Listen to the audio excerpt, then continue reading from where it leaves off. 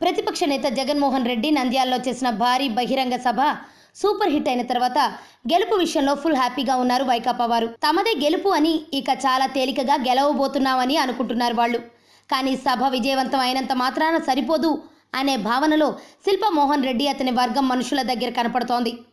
Minority జనాలు ఎవరి వైపు మొగ్గు చూపుతారు అనేది తెలియడం లేదు. గత అనుభవాలలో శిల్పా మైనారిటీలకి చాలా ఇబ్బందులు పెట్టారు. అదంతా మర్చిపోయి ఇప్పుడు ఇతని వైపు ఓట్లు పడతాయా అంటే డౌట్ అని చెప్పాలి. ప్రస్తుతం నంద్యాల వైకాపాలో వేడి చర్చ ఇదే అయి కూర్చుంది. మైనారిటీలకు శిల్పా వర్గానికి గతంలో చాలా గట్టిగా తేడా కొట్టింది.